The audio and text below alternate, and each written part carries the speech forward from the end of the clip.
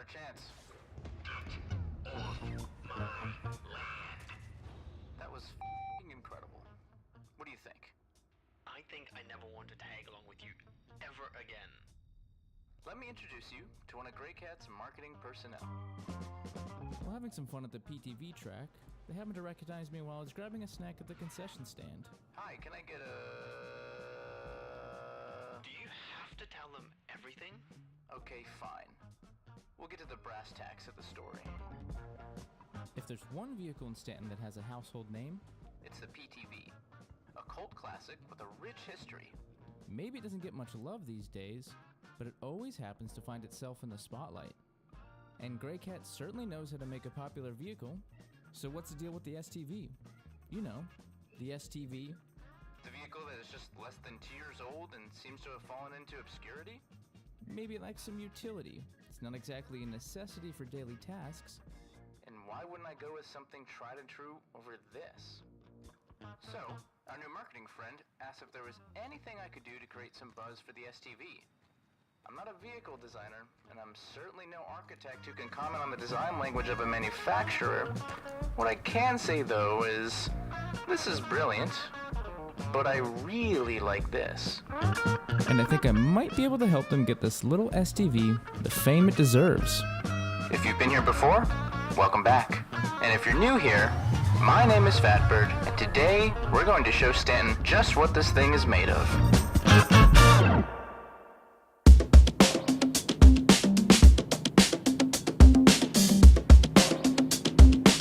If there's one thing every citizen of the verse has done at one point in their life, it's a box delivery job.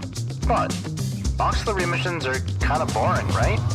Why are you turning the engine on? So, I figured we'd think a little outside the box. Matic, give me the red light when we're ready for the drop. The what? Excuse me. You said we were dropping boxes off to showcase its storage. Yeah, that's kind of what we're doing. Jesus Christ, I didn't sign up for this. Shh, I gotta say my line. Do you want to wow your clientele? Are you bored of the slow grind of delivery? Well, then you need to get yourself a... No, f*** it. Too late. We'll dub it in.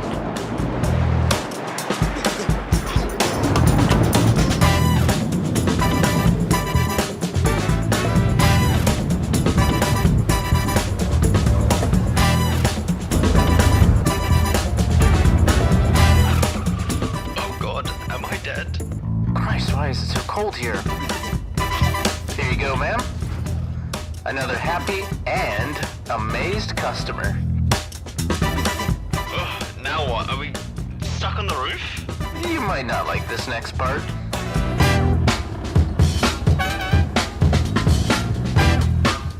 I honestly haven't liked a single thing so far.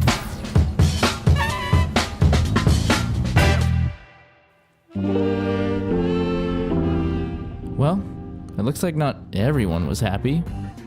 What the f***? I don't even know where to start. Like, was it even legal? I think you're missing the point. You want me to create some buzz? It's already on the news. Fine. Can you just do something, I don't know, normal for this next one? Despite what I'd call a successful and entertaining cargo delivery job, and nothing that my trusty engineer can't fix, someone wants to do something a little different.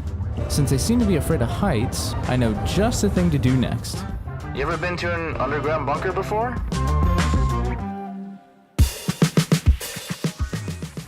What are the qualities that make a good mercenary? Efficiency? Ruthlessness? Professionalism? Not quite. It's all about style and presentation. Do you really think Ninetails is going to be scared of some mercenaries showing up in a dinky Buccaneer all beat up from their turrets? Oh God. And that's exactly why you need to get yourself an STV. Show up in style and avoid the embarrassment of getting shot out of the sky. Are they gonna be okay? The Drake ship? Yeah. They knew exactly what they were getting when they bought a ship without an ejection system.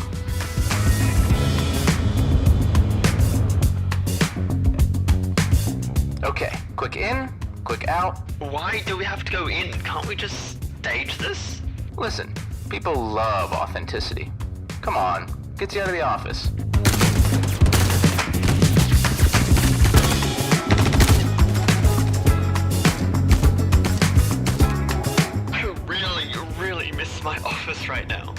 gonna be fine. Trust me. Hey, wait. Are you the one who pulled up in the STV? It sure is. Nice car. Hey, thanks. But you.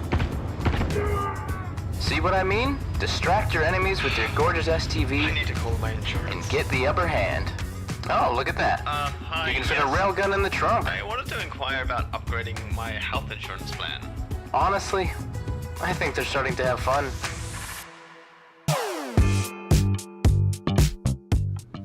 Our last stop should be our easiest.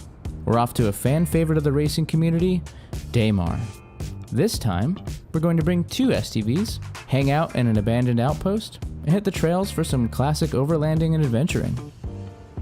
No stunts, No stunts, no shooting. no shooting. It's practically a ghost town out here. You got nothing to worry about. Okay, can we please just be careful? Wait, is that a tank over there? Ah, looks like it's been abandoned for a while. Let's get moving before we lose the sun. So why Daymar? Well, there's plenty of ad space out there in the verse. In fact, you've probably seen some of my previous work. The Cyclone isn't the only vehicle deserving of an epic photo shoot, so our goal is simple. Create some eye-catching print and digital ads, and there's nothing more iconic than a wide-open landscape, golden hour lighting, and epic vistas to showcase an off-road vehicle.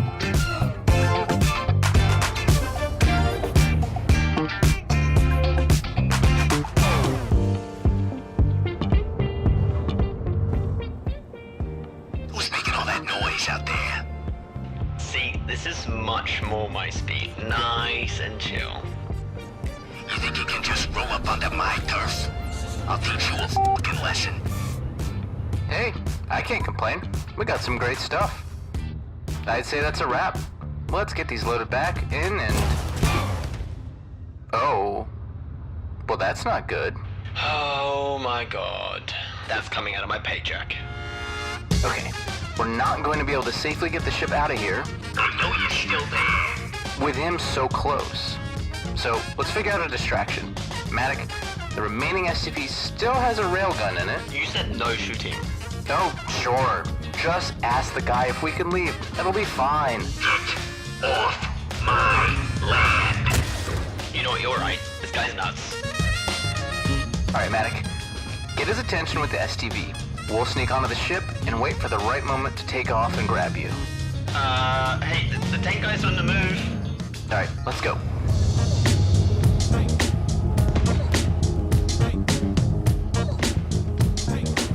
Stop running, you little rascal. Think you're sneaky, huh? You ain't slick. That thing looks like shit. You know what doesn't look like shit? The STV. A world-class adventuring Are vehicle. you f***ing kidding me? Right now? What? This is good stuff. Now is our chance anyways. I don't think the Nova's targeting system is working. Or it's just a skill issue. Are you thinking what I'm thinking? In a somewhat poetic turn of events, everything we accomplished today prepared us for this one epic moment. A final stand, the battle of a century, an STV versus a Nova.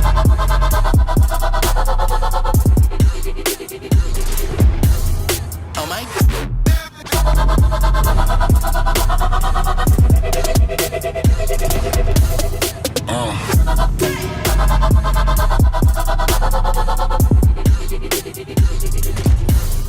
Homage? Just fucking guy.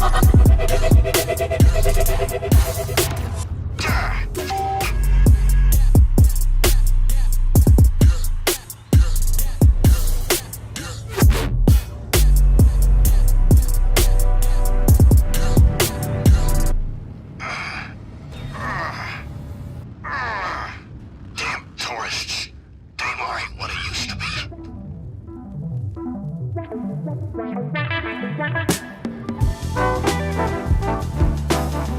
You know, I'll be honest. Before I even set off on this journey, I didn't give much thought to the STV either. But every moment I spent with it, I started to love it just a little bit more. And maybe the rest of Stanton will too.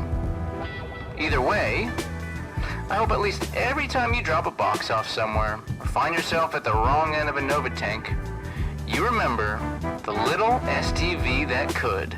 Ah, that's so fucking corny, my god. They sure won't forget.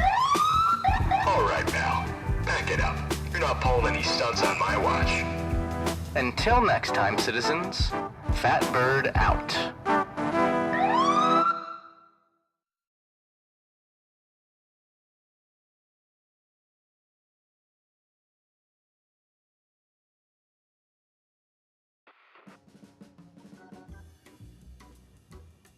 So, you're trying to flip this thing? Yes. Isn't she beautiful? I mean, sure. She's a little beat up, though. Hey, here on Hurston, we call that character. One of my guys got a good deal on it from some dude on Daymar. Daymar, huh? You're such a cheap ass.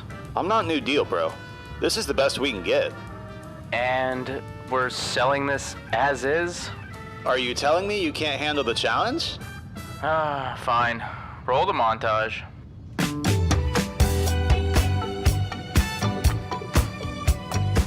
Are you looking for a new ship? Tired of New Deal ripping you off? Well, take a look at this Miss Starlancer.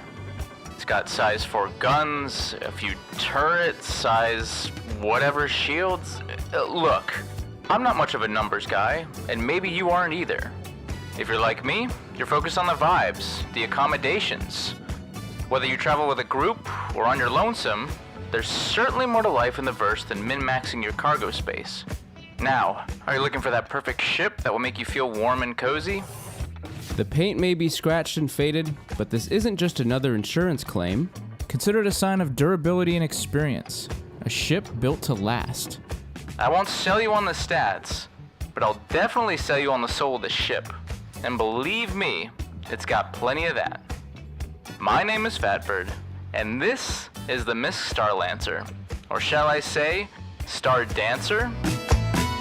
Slow dancer, you stun me up with all your romancing, and it's making me weak like no one else, like there's no one else in the world. I'm under your spell, baby. This is our time.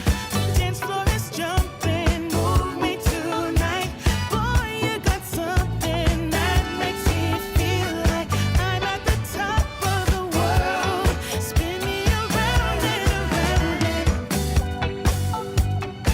No matter where you go in the verse, this old girl will always look good. She's not perfect, but it's the imperfections that define her charm. For one, I've heard the complaints about the dashboard. Something about it being oversized. I don't know. Might be a matter of perspective. Let me remind you, this isn't just any cargo ship. It's a lifestyle, a place to call home, an adventurer, a trailblazer. You certainly won't be winning any races, but who needs speed when you've got style? Once you've got your cargo loaded, there's no need to rush. What fun would it be living out of a cargo ship that doesn't have all this room for activities? This is our time. The dance floor is jumping. Move me tonight, boy. You got something that makes me feel like I'm at the top of the world. Spin me around and around. Huh, whoops. We're having so much fun that I almost forgot to deliver the cargo. No worries though. The convenient cargo racks allow for a quick delivery without even needing to land. Your customer will look up in awe as you graciously airdrop their precious cargo. Whoa. No. See? Right into their hands. That's what I call customer service. At the end of the day, this Starlancer will treat you, and maybe your crew, to a pleasant experience.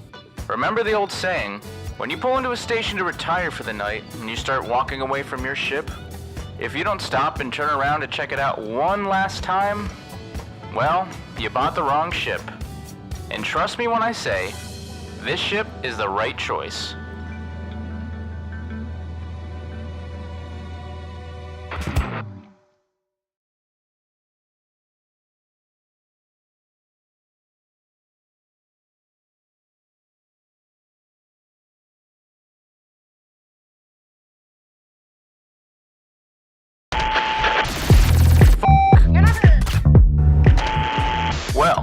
Hello, citizens. To my Stanton Sigmas, my Pyro Princesses, or my John Jumpgators, welcome to my little corner of the verse. Whether you like to stay in Stanton, Pyro, or live the nomad life in between, you're all friends here. If you're tuning in, you likely want to see how these stories all come to life. Well, of course, it's all organic. I wouldn't lie to you, would I? Well, okay, maybe not so much. But consider me a documentarian. And not every documentarian catches everything in the midst of all the action. Sometimes you gotta go back and sell it to the audience. So let me give you a behind-the-scenes look at how all these stories come together, and all the things that can go wrong. My name is Fatbird, and today, you're gonna learn a thing or two. You really couldn't help yourself. Well, aren't you glad you didn't shoot him? Closing in again. Take it back.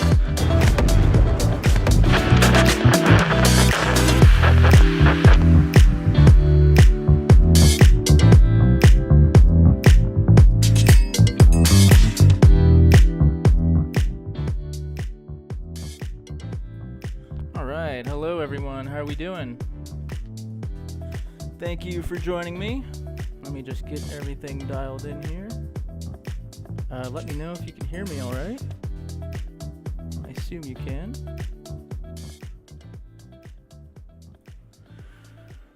Alright. So, truth be told, I threw that together today, last minute. But it was quite fun to just do a little intro for all of you. Give me a second here. Alright, so today we're pretty much going to go over Spirit Breaker. Essentially going to go through it chronologically, stop and kind of comment on it at times. And that's pretty much it. And with me, I have Kalani and Matic with me to help kind of have a discussion about it. So say hello, Matic.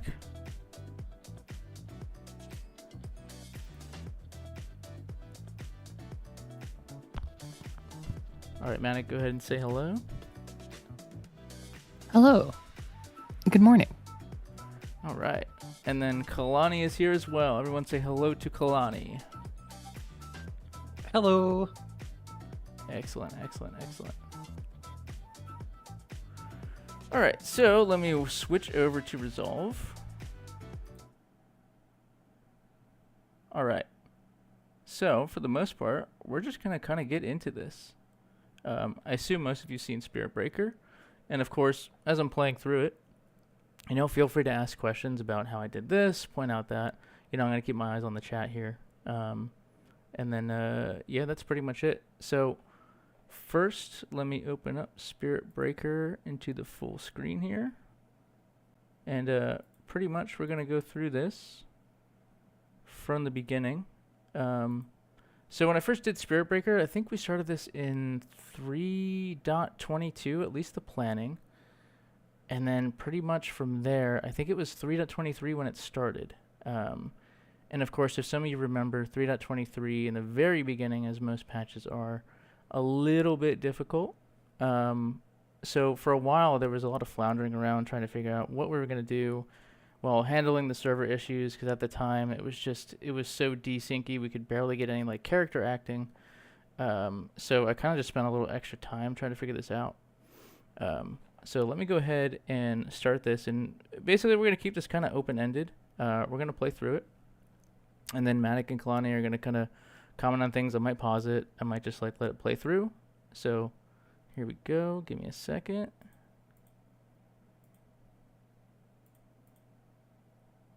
All right, here we go. Get out of my ship. Nope.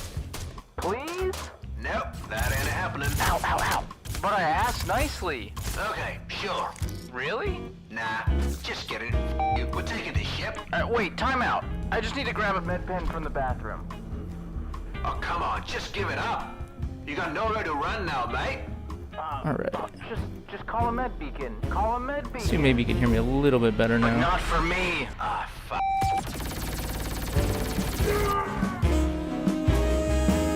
Yes. Alright, now that I have a second, here's the deal. I've entered my Dark Bird phase. Okay, Just so kidding. can you They pause stole it? my f***ing armor. Yes. And that's not even half of it. That was the first sequence I had seen from this video, and I have like very few times gotten such jealousy over writing, and that scene just is so perfectly like a bait and a hook. I was like, this is a perfect YouTube video already. Like your hook there is so fantastic. So I think, and I'll try not to make a glazing session. But it's fantastic.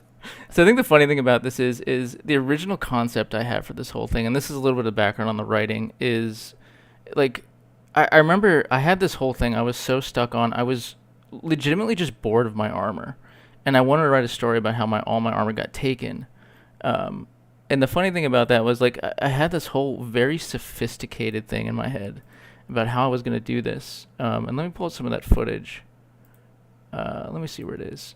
Essentially, I wanted to write this story where I had all my armor taken, and then the whole point of leaving the Reclaimer or getting into the Reclaimer was I was going to get every piece of armor back from one of the guards I killed. And I remember I even talked to Rocket about this. I was like, Rocket, can you help me put together a whole bunch of different like outfits that I could take the legs, take the arms, take the helmet and the chest piece from?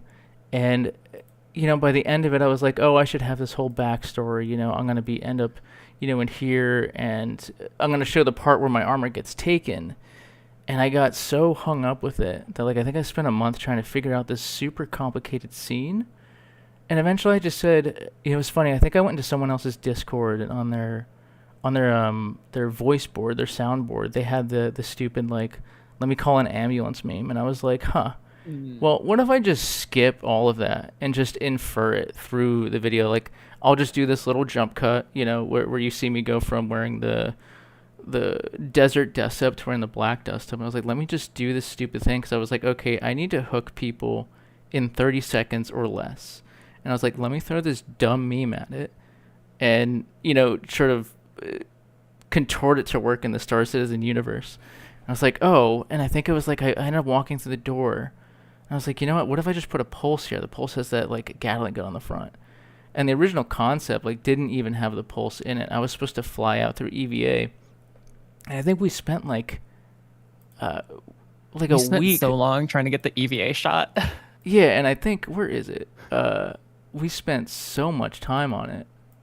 It's so much better with the pulse, though. The pulse makes it so much better. Yeah, so we had all these shots where I was just flying, you know,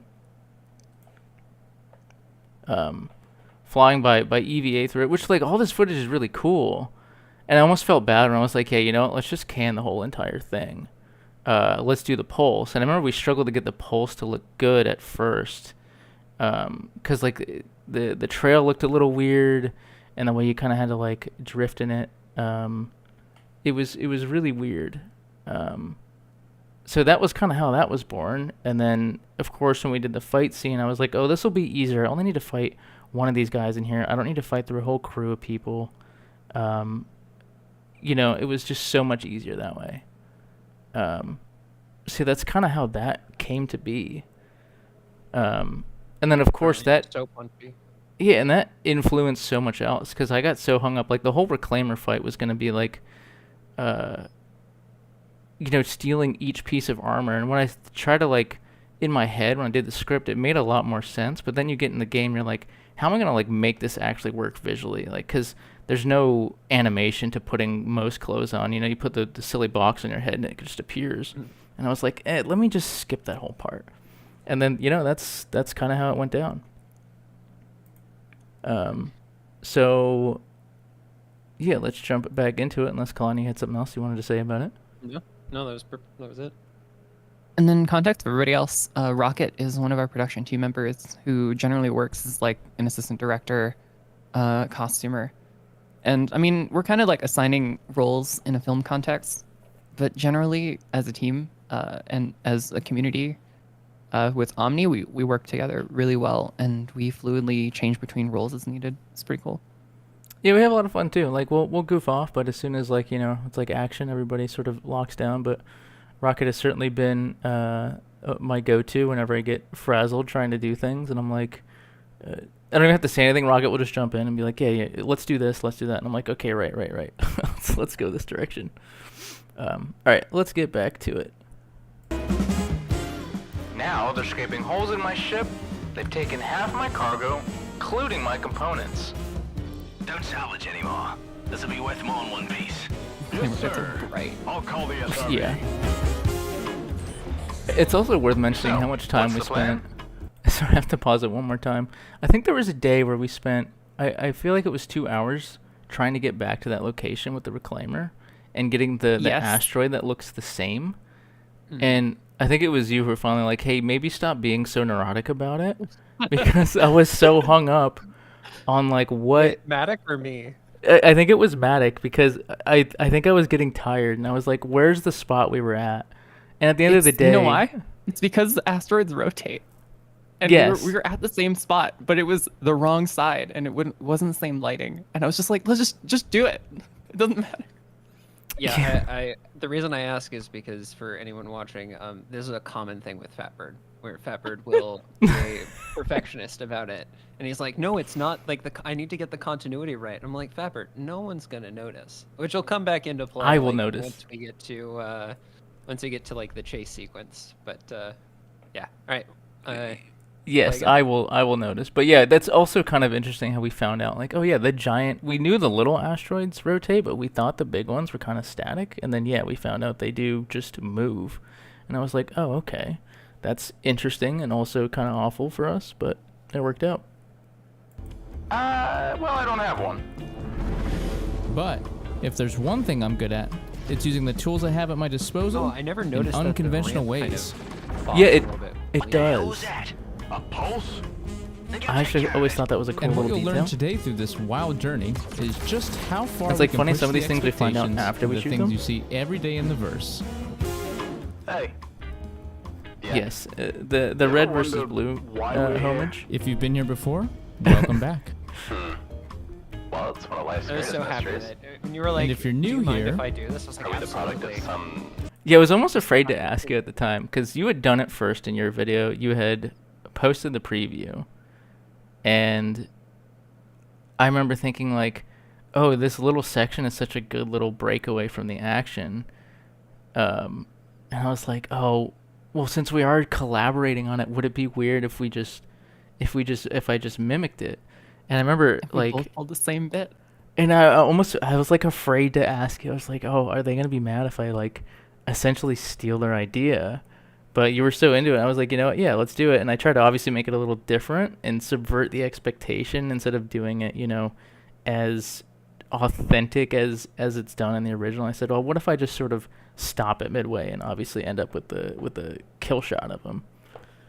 Yeah, I think if anyone is going to do a machinima, I personally feel like it's obligatory to at least make some like red versus blue homage, no matter what Right. that is. Like maybe even just naming a tank Sheila, because we do this largely because they were like, hey, this is possible, and it can be funny and successful.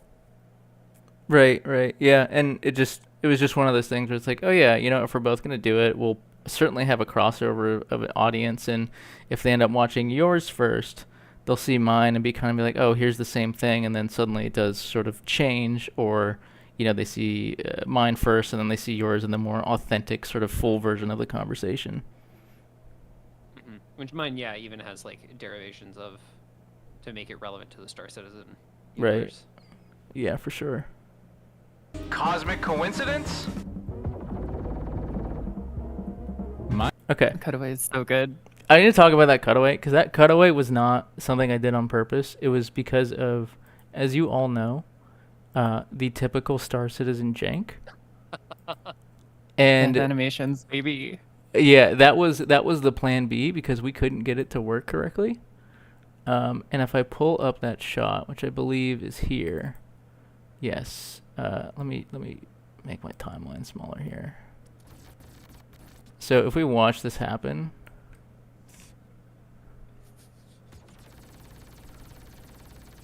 You're not in Resolve. All right, let me switch to Resolve. That's correct.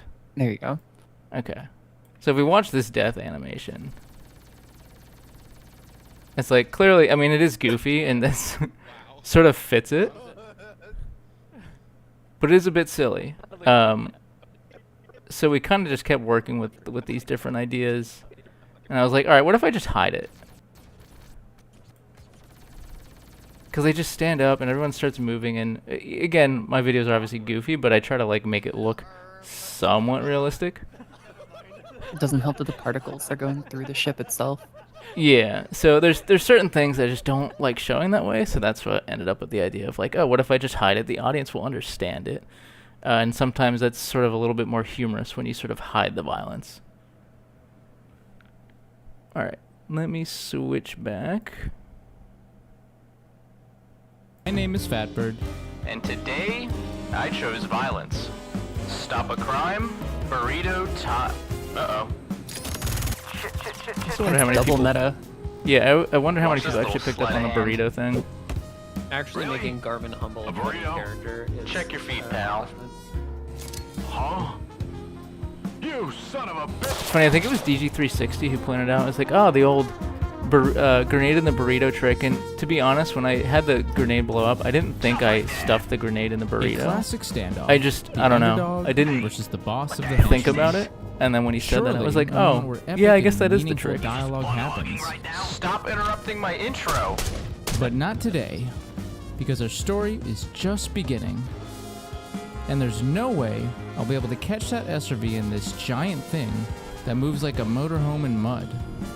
So it seems like my only choice is to bring this now stolen Looking at some reclaimer motorhome in back mud. to the station and hope I can avoid Such trouble. an old phrase. Hailing Dreamcatcher? Name and reason for docking request? Hi, I'm here to refuel after a salvage run. Name? So the other thing I want to Yeah, talk sorry, about here it's, is, you know, following the whole red versus blue thing when it comes to like head movements, and especially looking at old red versus blue, how they try to invoke a lot of emotion or sort of imply a lot of things through just moving their arms. If you remember, I think the trick in red versus blue was like they would aim the gun at the ground and then they would just aim up a little bit and that would make their head move. Obviously, in our case, we have the benefit of the technology they put in with the head tracker. So all the head movements are done with me actually moving my head, which looks really funny from, you know, my wife's perspective when I'm just in here like bobbing my head around, because obviously I have to over accentuate. Like I don't talk like that in real life, but maybe a little bit. But you know, it's an interesting thing because this particular scene in the Reclaimer, this was actually the first thing I shot in this whole entire video, because I knew I always wanted to take the Reclaimer as sort of like this, commandeer it and take it to the jump gate.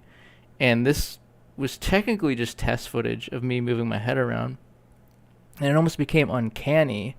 Like I knew generally I wanted to look over at the camera and sort of break that fourth wall and talk to the audience and look back to talk to the ATC person. And it just, I don't know, it's so funny how it just lines up sometimes, and sort of the brain's ability to sort of like psychologically match the head movements with talking. And I always find that really interesting because like some people might think I'm doing the dialogue with the head movements, and a lot of times I just go and like randomly do a bunch of different movements of my head and then sort of get really longer than I ever need recordings of it, and then just try to find the right matching pieces to it. And sometimes, you know, that's why I'll get alternate angles of talking where I can kind of jump between them. If like it doesn't quite match up, I can then jump to a different shot to show it, jump to a wide shot. In this one, it was just weird for the whole minute I'm sitting here. It just weirdly lined up. So I was like, okay, great. I don't have to go back and get a different shot to make it work. Yeah, I've John done it both ways, where I will like have the dialogue written out and try to bob my head alongside it.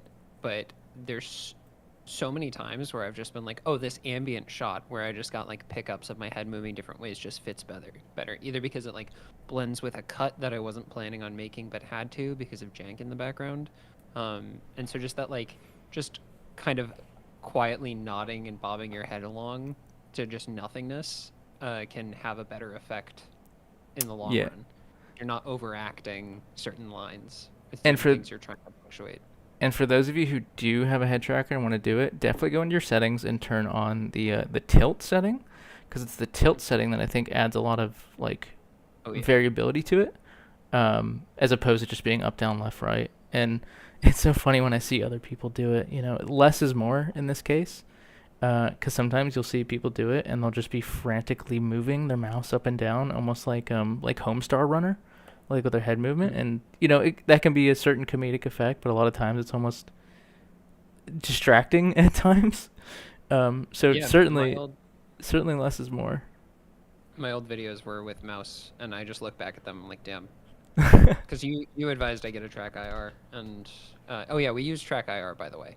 If anyone is thinking about what to get, I think some people use what is it called? Tobii eye tracker. You can use Tobii. You can do Don't even get me started on stupid solution. The Steam VR tracker, but OpenTrack is a good solution. And if you have, I know at least an iPhone, there's an app called Smooth Track, and I actually used it originally. You don't need like track IR, you don't need Tobii. You can just use OpenTrack and then use your phone and then use like a UDP connection between the two, and it'll track your face. And so if you want like a more budget setup, you can do it that way. I think the app's like $10. I don't know if there's probably an Android equivalent. I just don't know. You can use the app that's built into the game. Or yeah, right. Well, if you don't have a webcam, not everyone has a webcam. Oh, I see what you mean. Yeah, so most people have, a phone but not a webcam, but true, you could do either one of those. I have issues with the FOIP one. I just feel like sometimes it's a little, I don't know, not as good as using the phone. That's for sure. Yeah. All right. Salvage. Fuck, that was dumb. Pad 03, please. Do not disembark. Yeah, they might be on to me. Yeah, we gotta call it John Salvage. And Sean Salvage. It's funny, someone complimented me on landing the reclaimer on this pad. I was like, it didn't feel that hard, but I guess it is, it does barely fit on there. You got a couple beaters on either side. Nope, Yeah, I mean, what they not also sticking don't see around. is that you took off and landed probably for like 3 minutes to get the right shot. Right, and that's kind of, part of the magic here is how many different shots we put together to make that look smooth. If you really look at it, like, yeah, you can see that you got me flying in, but there's pretty much me just lifting a little bit off the pad, and that's where a lot of like the editing smoothness comes in, like make the right cuts, and the audience kind of reads it a certain way. That long shot though, that was a one taker. Not sticking around.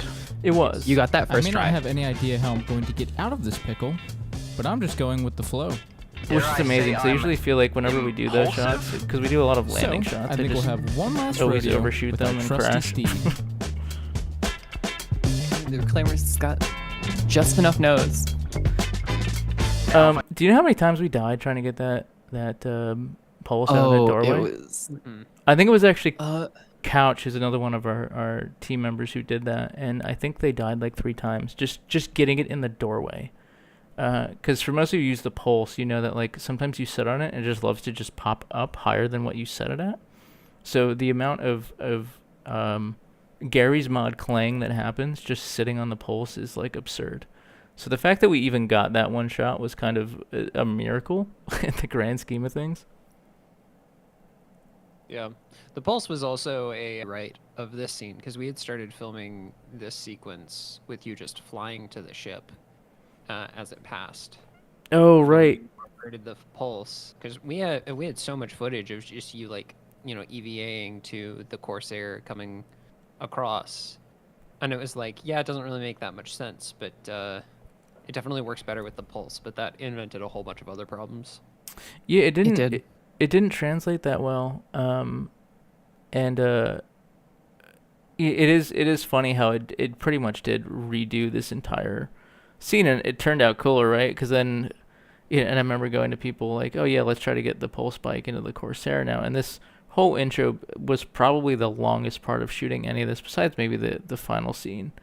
But just getting through this intro with the pulse bike and all of its problems was certainly quite a challenge. I will say there was a lot of blocking work that we got out of the initial trials, right? So figuring out how to set up the scene and how to time the pulse coming and the Corsair flying away, which if you play through, you can kind of show people what we're talking about with the interception.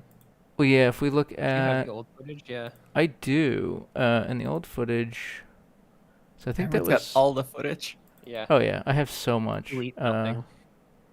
So we have. I can't remember if Oh, this yep. was. Oh, I wasn't here for this day. That's right. Yeah. Yeah, and it was hard to translate, right? Because it's so grand out here, and trying to get like a small person to like show up, like you probably can't even see it happening here. Oh yeah, here's No, I some don't know of where me. to look. Yeah, like Oh me. yeah, that's right. Me trying to fly onto it, and I think we were moving forward, but again, I think your max EVA is like 4 meters a second or something. Yeah. So, you know, we thought about like, oh yeah, we'll really zoom the lens in a lot, and that'll kind of imply a little bit more motion in the background, but Yeah, I could just piggyback onto another ship coming into land. Oh, here we go. it's funny because this whole scene is probably put together from like 6 different days of shooting. Like this, the close-ups I went and did all by myself, you know, because I knew I don't Wait, need it's to a see Drake the ship. Corsair on it. No. You need this. And then Lemon being the stunt Oh, pilot shit. here. Can't let them see me.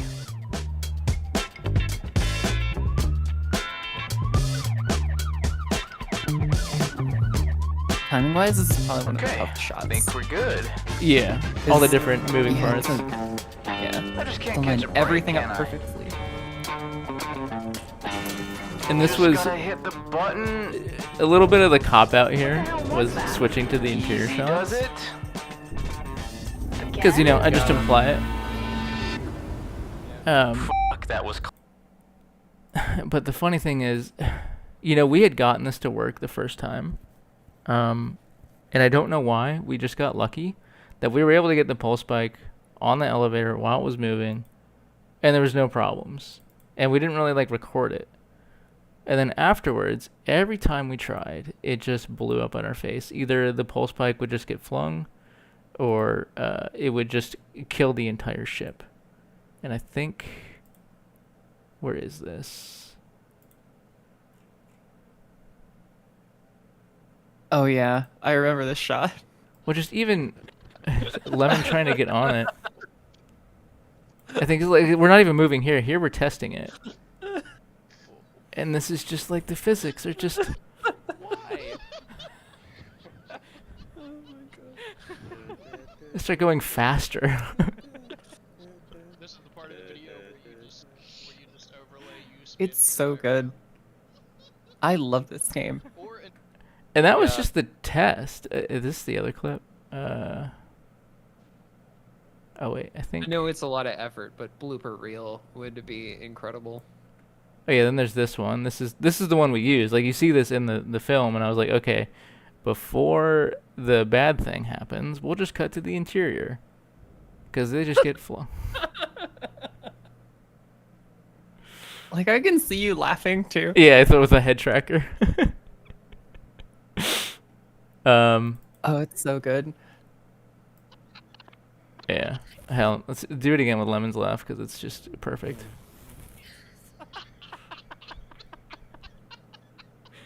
Yep, that's about right. And then I think it wasn't until much later that we finally went back and got some of the other shots. There's so much footage of this entire scene. Like I could just make a whole video out of this. But you know, all the coordination, right? Like getting us to fly that close, and obviously, as most of you know, sometimes physics That's the decides. one. Physics just decides to be like, yeah, you know what? Fuck you. I'm gonna blow up both of you. And so many times we tried this. I think another one was here.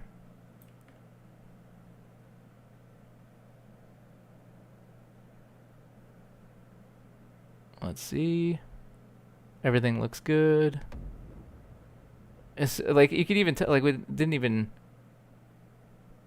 Like, there's like no contact and just done.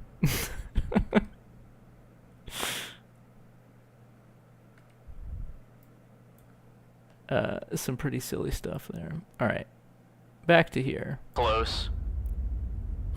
Oh, great. Tell him the server story. Congratulations. Yes.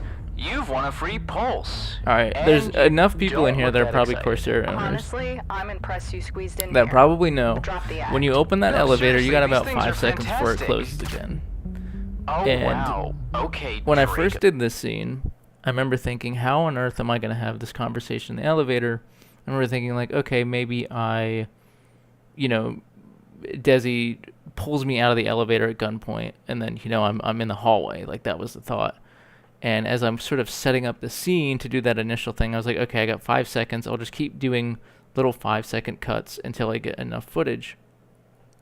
And just as I'm doing it, the server crashes. And I remember thinking, like, fuck, this really sucks. And I was like, wait a minute. I wonder if this means that the door is going to get stuck open. And lo and behold, it ended up getting stuck. And that entire scene, I'm pretty sure. Yeah, I think I have the footage here. Yeah, it just server errored, and thank God for server error, because like was it 3.23 the server error server Yes. recovery came in? Mm-hmm. Okay, I'm just looking down. You know what's really funny is how when you're in server error, like you can still move your head around. So like if only the this didn't show up, I could just Giant shoot text. I could just shoot through it. Go to resolve. Oh right, I keep forgetting that. It's like, yeah, you can still move your head during the server error, which is really funny. Because I guess it's localized in most cases. Mm-hmm. Yeah, client side. But yeah, once it came out of it, it just stayed open, and I was like, holy shit, holy shit, holy shit. I'm just going to shoot way more angles than I ever need. And you can kind of see that on the side here. Just, there's so much footage of this. Thank you, Crobert68. Yeah, thank you, server error. The one time, this will never happen again. Like, the happenstance of this benefiting me from a server error, I have not had that happen again. Peaked. It's really. Because, yeah, if you watch, like, you get about 5-6 seconds before it closes again. So, yeah, then I had to go back and shoot a few different, like, opening and closings. But, yeah, that was... I was blessed with server error that day. Thank you, server. All right, let's keep going through this. Owner, point taken. I had to get away from those mercenaries. Yeah, I heard the commotion over the radio. Lucky for you, fat bird. I don't like them either. Oh, you know who I am? Recognize the voice and the incessant need to give me a sales pitch on a bike shoved in my elevator. Also, for most of you who don't know So this, you're a fan then? the Desi character is wouldn't say indeed my that. wife, who did a wonderful job on this. Our new friend Desi may you know, not 'cause be she had the never biggest done any fan, voice acting but she before. was kind enough to take me I to gave her kind someone of who might a be lot of able to find my lines ship. for like a first time. And where would you find a person and like obviously that she with did a seedy the background? perfect Well, sassiness of that I course, needed for it's it. on Hurston. The sass was on point. Desi, It really what's was. going on? Who do we have here? And who's this person who might be able to help us? Yeah, the Meet funny thing about Turnkey. her character was Fine balance between someone who originally I seems was gonna dangerous have. and I didn't somehow really quirky think at the about same having time. like a fully fleshed Hey, out Turnkey. character, but So this guy here you know, had a with little the mix-up pulse with the bike Dreamcatcher. and then this ship incident, I taken said, you know away. what? I think Oh, the Dreamcatcher crew? it'll be better if I Huge bring her L, back in bro. the future. So obviously Yeah, you'll see more of her, thanks. you know, So later can you help on. me track down the ship? Not really feeling And obviously it. along with I'm just Turnkey trying to here, which I vibe right think now. Kios is still Alright, in here. bro. Maybe. If you want to call this dumpy rig a vibe. Take it back. Oh, here we go again. Relax, TK. I think they've got a skill you might be interested in. Not until they take it back. Should we Okay, talk about how fine. many of us ended It's up as Turkey? slightly nicer than the jalopy behind me. Yes. Really couldn't help yourself, huh? Which thank you to Kiyosa Okay, for do you allowing remember us that to STD have his video? character profile, Yeah, so many that of was us him. could just play as Turnkey. So we all have the funny haircut, and then with the mask and everything. Let's see, where is that footage? Let me switch here.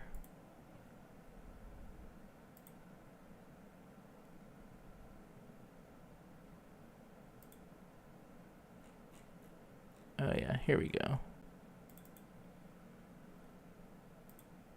Oh, what's really funny is I had to change the color of his clothes in a few shots in the final edit because we had forgotten what color pants he wore.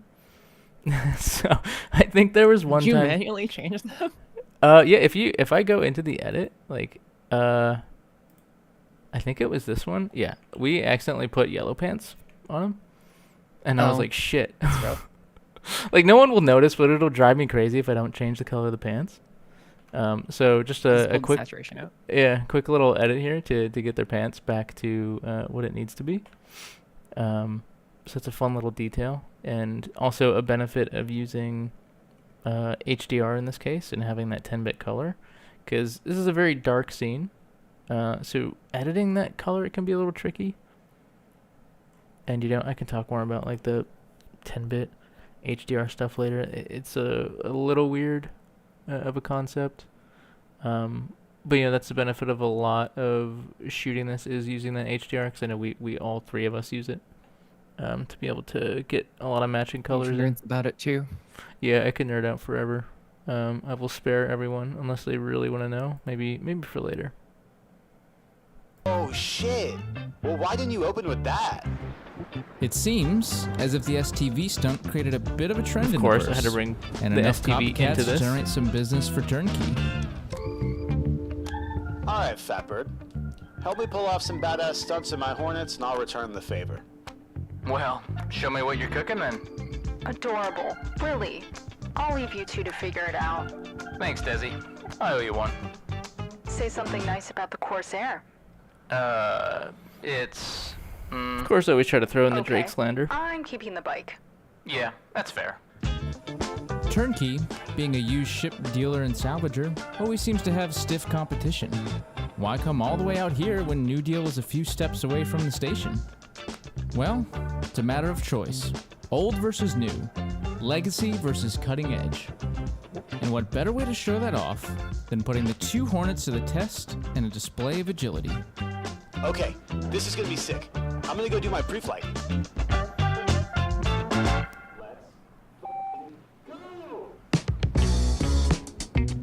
So I think this upcoming As cool part as is the probably, Mark II is, I think the Mark 1 has its own from the charm that behind the appeals to scenes fans of the perspective, probably one of the cooler things. And you know what they say. Because obviously flying these stunt. two things. Oh yeah, it was a lot of fun too. Alright, just gonna do a few maneuvers and loop around cutters. You sure you know how to handle that thing? Yeah, I think the one thing about being like please, doing stunts in yes. Star Citizen, I'm getting so bored. and of course, Alright, let's go. we don't have first. actual like Finally. atmospheric modeling when it comes to the flight model, even pre-master modes. And there's a lot of time we spend trying to make it look believable. Because these things can stop on a dime, they can rotate, they can float just in place, and it can look a little unnatural. And I've always had this thing where it's like, okay, I really want them to look like they're flying. I don't want them to just be like spaceships that are just in atmosphere. So obviously, when we talked to Lemon about doing this, there is a little bit of like, you kind of have to fake it. So when you're flying up on someone, you're almost kind of wiggling the joystick a little bit to make it look like it's kind of affected by the air. And that kind of adds a lot to it. And of course, in some of these shots, Ready for the cross turn? using a little bit of camera shake to make it look like there's a little bit more dynamics to it. Alright, getting some separation now. And of course, this is where your expertise comes in when it comes to like flying these, because this is your camera. Keeping them both in frame and keeping it smooth is probably the hardest thing, I think. Like the cross turn. Actually, if you go back to the initial point where you're forming up together. Sure.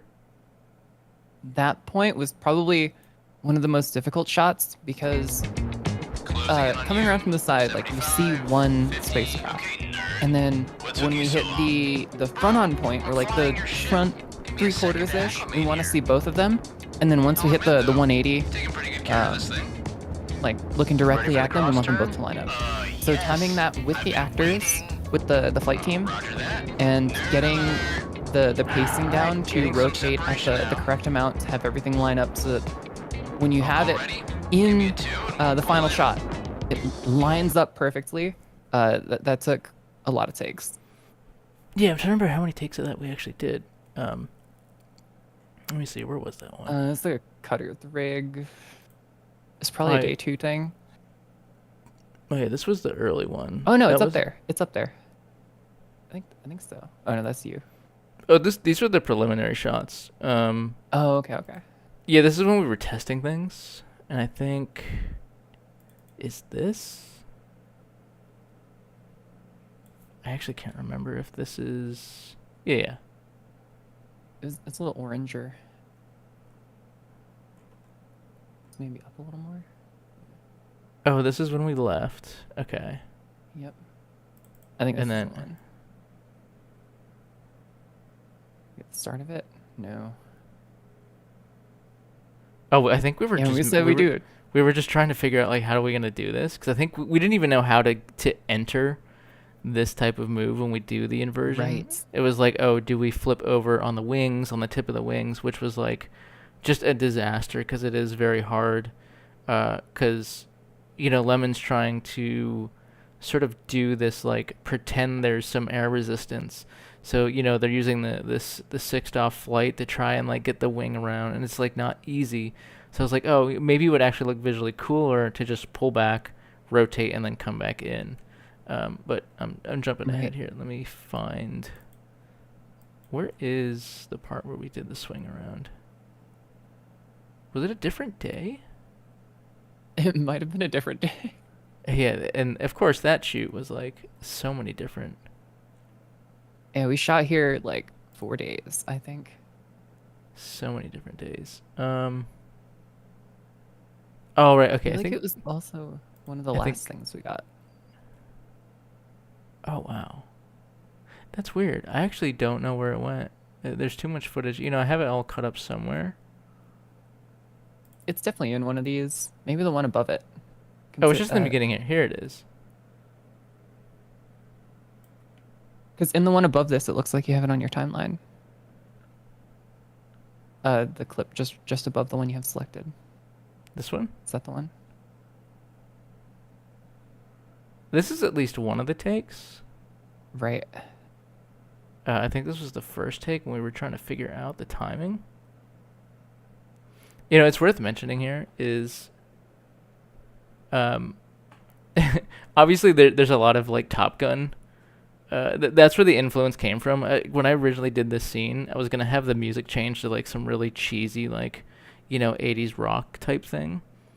And it's funny the way we shot this, and someone had even called this out at one point.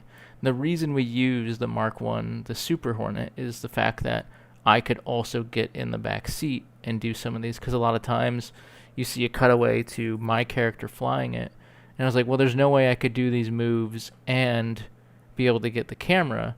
So we essentially did what they did in Top Gun, whereas they used the 2 seats and just sort of with a little bit of like perspective made it look like, well, in this case, I could film Lemon was dressed as me, but I could sit in the back seat, and as long as I didn't show 2 pilots in there, you really didn't know. And that was sort of the reason why I kind of wrote it to be like, oh yeah, let's have Turnkey try to sell the old one because he got the new one. Obviously there's the Heartseeker coming out, so I'm excited for that. But that's kind of how that was. That's born. why you don't see many interior flying shots of the Mark I. Is because we didn't have that seat. The only other way to get that would be either an external camera or internal while you're flying it yourself, and you have no external awareness. Yeah, and we had to cheat that quite a bit. Was this the clip we were looking at? I think this is the one you wanted to look at. At the beginning, I think was the best one we had. Oh no, that's the shot you used. I see. Yeah, you can see in the editor, which I think it was this one. No. One of the hardest have so much puzzles footage to solve is the how many cameras do you need and how many character actors do you actually need? Yes. Right. Yeah.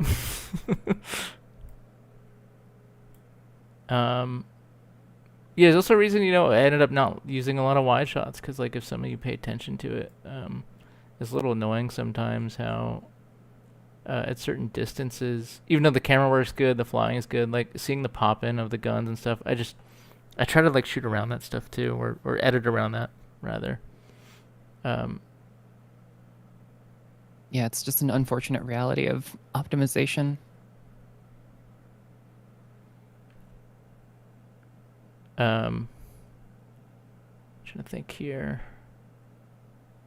I guess we can roll through the rollover. Yeah, the rollover. Yeah, we'll get back to that real And then quick. dive. Ready?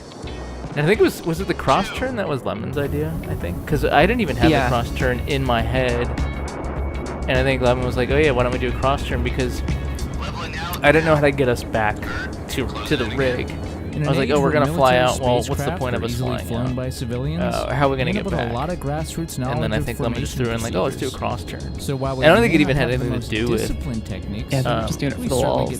Yeah, and I was like, "Oh wait, like from a story point." You ever join the low flyers?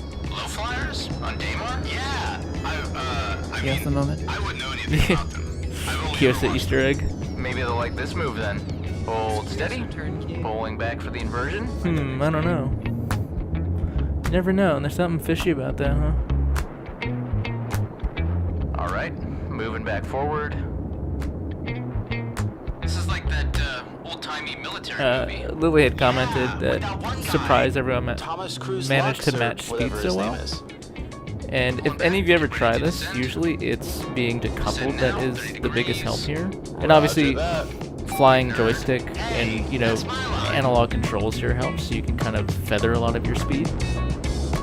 Rolling out on your left wing. This rollout is great. Oh yeah, we have like 5 different takes of this rollout, I think, too. There's one where I'm doing it, there's one where Lemon does it, there's one where Couch does it. So many different takes. Slightly different lighting, I kind of had to edit around it. And of course the wingtip touching the water. Had to take advantage of the water physics. Oh yeah. I definitely pancake during the shot like 3 times. You want to talk about LOD?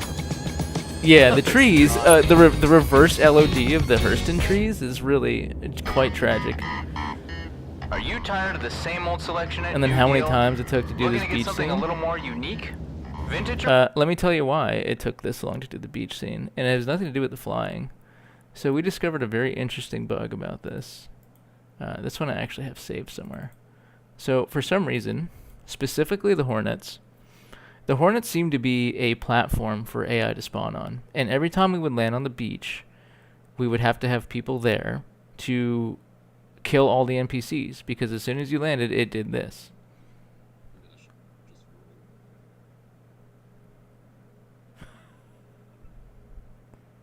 And just the amount of people we would have to like get rid of them. They would just spawn on top of the ship. Like, please. Just like a little salt shaker of AI.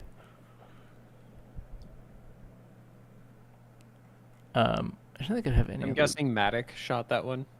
No, I did not. This was this was actually even before we got like all the flying. I think I was with Kyosa and Garrick because I was still trying to like shot block everything. And yeah, we discovered that like, oh, it's not any ship. It's specifically when you land the Hornets here, because you could land any other ship here. Fine, Hornets, everything spawns on top of them. And I honestly wonder if they fixed it, because it's one of those weird little bugs that's like would totally go unnoticed. It also did make it very easy to farm the armor there, that's for sure. Modern. The choice is yours when you come down to turnkey ship and salvage. Oh my god, that was so fun! I'm putting this on my Moby feed. This is gonna be huge. Also, shout out to Kyosa. So, are you I know, right? feeling like helping me now, Just then? bringing so much energy to the Hey, character. buddy. Yeah, it was a perfect pick, and I'm glad I met them, because I had this idea for the character. We found that out quick. And honestly, I think it was when I met them, I was like, Sold? I bet they could do what this the character. You sold it, didn't you?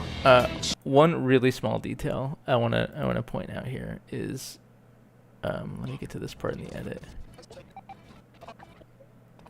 So this whole thing, if you see his reaction to the gun, was kind of a happy little accident when I did it. I had multiple takes of this here, or if I was to pull this up, I do aim the gun. Oh, you know what? It did it here too. If you look at the full shot, I aim the gun, nothing happens. So that's where I cut to the second shot here. where if any of you have stood on Hurston long enough, especially in Cutter's Rig, during the daytime the wind loves to pick up. And so once I learned that this wind does that and it kind of takes this a little bit more of like a abrasive stance, is I was like, you know what, let me use this to my advantage because I want him to be a little bit more scared when I point the gun at him. And I was like, there's really no good animation. And if some of you use the emotes in the game, sometimes they're a little over the top. And I was like, I don't want to use them. Plus, they kind of are jarring compared to like the natural stance of some of the characters. So just triggering some of the emotes, sometimes they like half trigger, so it's kind of annoying. B, they totally break the like flow of the stance. So once I learned the wind was there, I was like, oh, I'm going to keep aiming the gun until I get a good shot where he actually reacts to it. And, you know, it's not a perfect reaction, but with the tools we have available to us, I thought, I was like, you know what, this is perfect compared to, you know, earlier when Kyosa, or rather Turnkey, aims the gun at me and I'm a little bit more laid back about it, or a little bit more like, oh yeah, well, here we go again. Whereas Kyosa is a little bit more like, oh shit, you know, please don't kill me.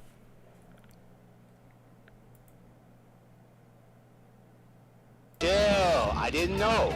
That's just business sometimes. How the hell am I getting it out of Farn's way? I can help. Take the Mark II, we'll put the cargo module back in and clear you for delivery. Just don't shoot me. The video hasn't even gone viral yet. If I can't get my spirit back, I'm not gonna Only kill trying to you. break the fourth I'm wall, gonna do too. far, far worse. I'm gonna cancel you on the MobiNet.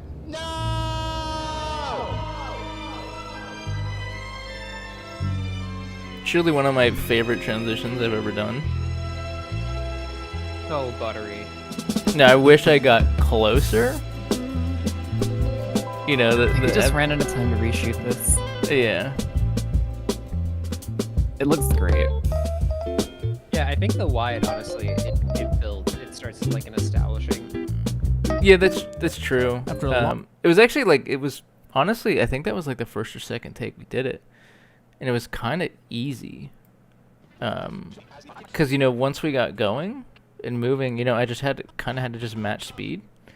I think it was couch flying at this time. I think it was.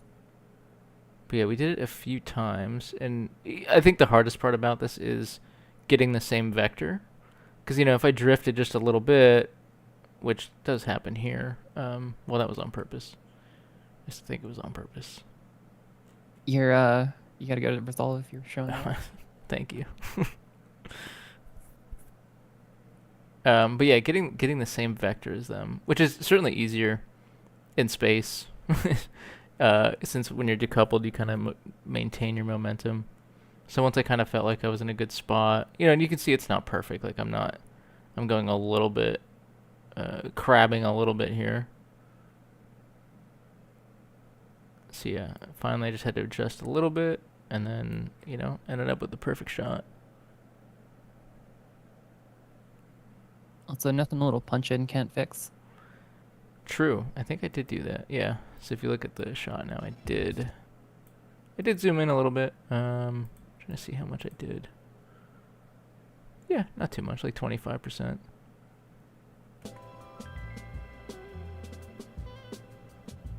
And of course the music. Like when I found that track, I was like, oh yeah, let's kind of like take it smoothly here. Long day of jumping through hoops. It seems we've finally found our ticket to getting the spirit back. It'll be a long walk up there, but at least there's no guns pointed at me.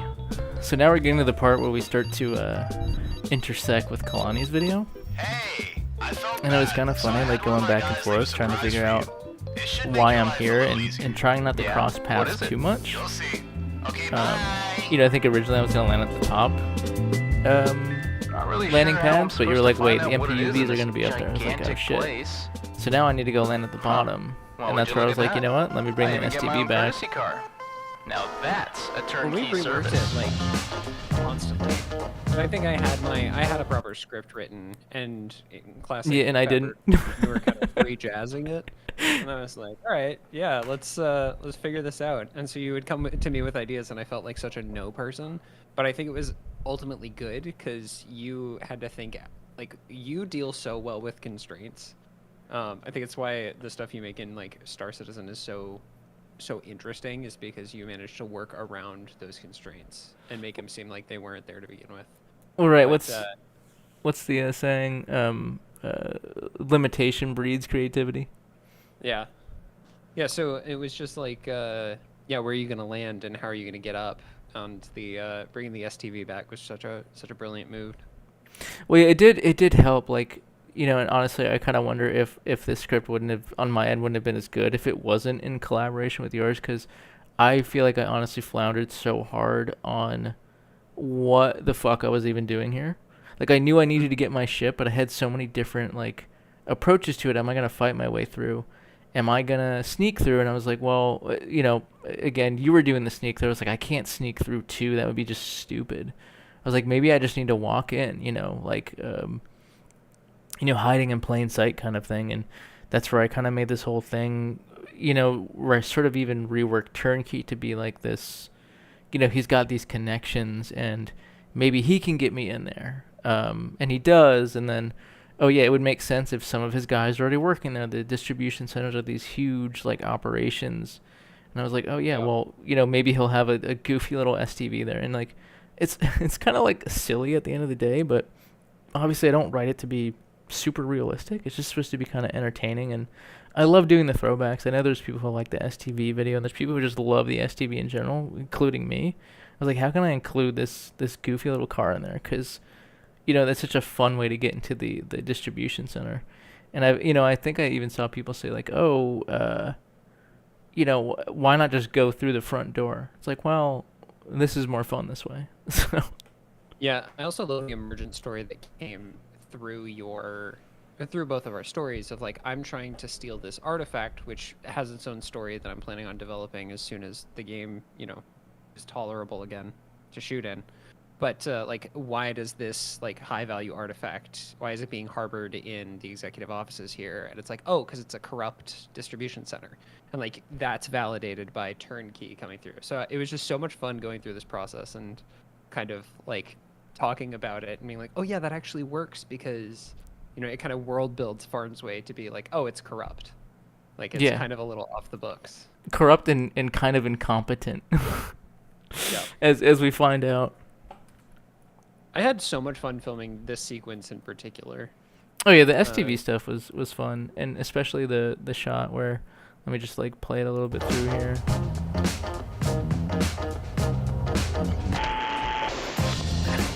Like, forcing this, so if I was to show you the original footage,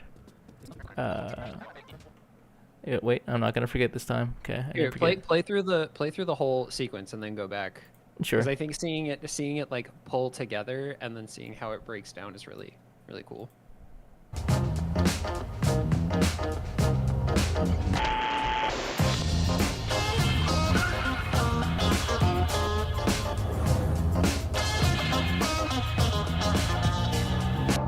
Like, what's really funny is wasn't there an NPC that like naturally their head followed me drive through? Like, we didn't plan that. What? Turn the damn music down. So yeah, if I go through and look at that footage here. So right, this shot is funny because I remember thinking, oh, I'm not gonna be able to use this because the camera does something janky.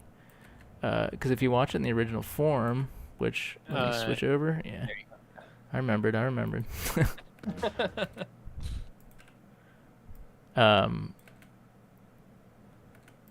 where do we go here? So yeah, obviously camera collision, it makes the camera do this funny thing, and I was like, oh, it's such a good shot though. I was like, oh, why don't I go back to like my sort of VHS thing? I was like, oh, I'll just pretend it gets hit. And I can easily jump to this next shot. So I don't know, it's just a lot of those like happy little accidents that happen that I just love taking advantage, because honestly, like, my background is, I joked in the intro, like, documentarian, but that is my background, is shooting documentaries and just trying to work, going by the seat of my pants and like trying to figure shit out. Even if I have a particular script, I'll totally throw it in the trash if it means I can do this with that and just try to like find a different way. No, sorry. Identification. Steve Wheeler. Package delivery for Turnkey. The other fun thing was, like, this I added on because of your video, too. Thank you. I had no intention of running into guards. And I don't know how many people actually picked up on that, like, those were the same exact guards in Kalani's video that were doing the red versus blue bit. Yeah, the where you ever wonder why you're here. Yeah, same voice actors. Yeah. Again, like the continuity between like your videos and my videos and Cozy's videos and, you know, hopefully someday Len's and Kiosa's videos, like that's the thing that excites me. That's why I do it. So I'm just very... And Maddox videos too. Wink, wink, yes, nudge, nudge. I'll believe it when I see it. That's what I'm saying. What's even funny about this is like, I remember when I did this scene and I was writing his script about like, oh, you know, I'm getting off my shift soon anyways. And it wasn't until you sent me your video for review, because we were just bouncing it back and forth just to get like, you know, a sanity check. And I had not seen your setup for why you go to the distribution center, and your character Akron says, now's the perfect time to go. There's a shift change. And I was like, oh my fucking God, that is so perfect. Because I didn't even mean to align that, and then it just did. Yeah, it was perfect. I thought that was entirely intentional. I'm glad it was. No, not all. Yeah, this is the emergent like world building. Like it worked out so well. Every distribution center worker hates their job and wants to leave. That guy seems like trouble, yeah? And it's so funny, right? Because like the what's the name of this armor again? The Artemex, right? Yes. Or yeah, it's like the Artemex is seen as such like this very sinister looking armor, and it's really funny because we managed to take this armor and turn them into kind of like self-loathing goofballs, like for all of them. So it's a little bit like counterculture to the way that the Artemex is sort of displayed in a lot of different media that we see. Yeah, I think that was like the energy I wanted to give Hurston, is like what happens in a late stage capitalist society. It's like, oh, everyone's going for themselves. Like these people aren't actually interested in working their job at the distribution center. Someone at the distribution center saw a package that wasn't supposed to be shipped and is like this very valuable artifact that's kind of black market. So they just yoinked it. And that carried through to like, I'm slacking off with a nonsense conversation, which fit the red versus blue. And then you adding in this sequence of them just being like, yeah, sure, whatever, was just so good. Yeah, they just didn't care. Not paid enough. Whatever. My shift is over soon anyway. Also, like, kind of spoiler, but everyone's seen it. The stupidity of them getting an MPUVs. Sit down and not having thought about it. Like, I've had a few. Yeah, I'm putting that one on you because that was your idea, but I rolled with it. Oh yeah, 100%. Lucky for me, largely looks like just my like we need spirit to is in one of the pursue. hangars. How are we gonna pursue? And they just I'll just need to figure out a way to hack those doors open.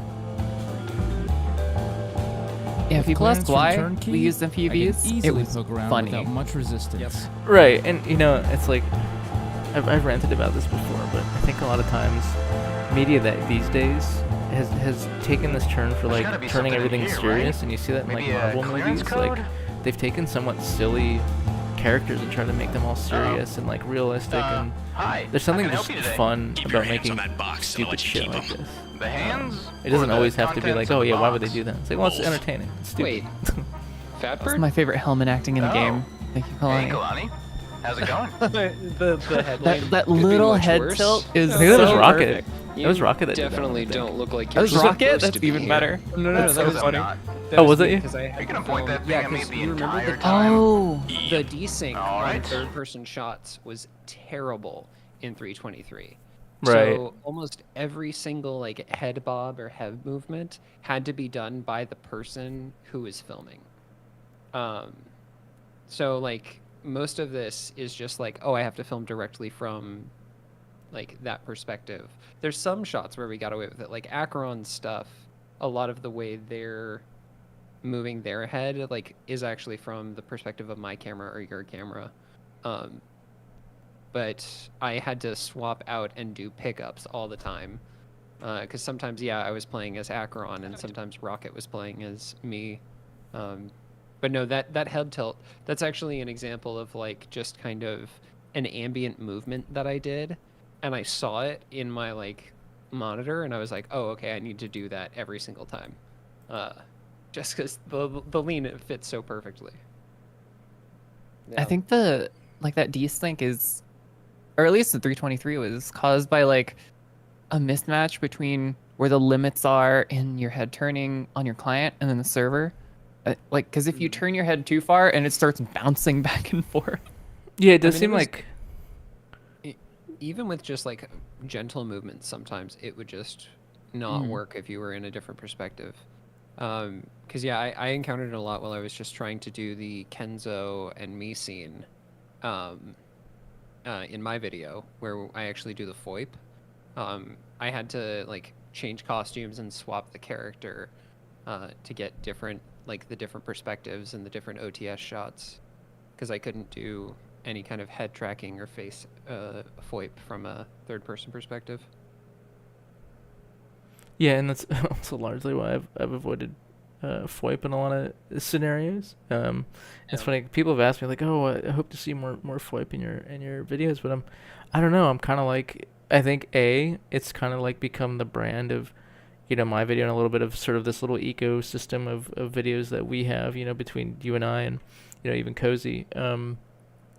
And the other thing is like, there is something fun about trying to imply like emotion through or certain reactions through head movements, because like again, that like limitation breeds creativity, and like trying to work with that one, of course it makes our life easy when we do really complex like over the shoulder scenes. And again, like trying to do FOIP on top of that, it's like, oh man, if I want to change the lines, or if I want to change anything about what I said or how I said it, like you got to go back and reshoot the whole thing, and it's like, yikes.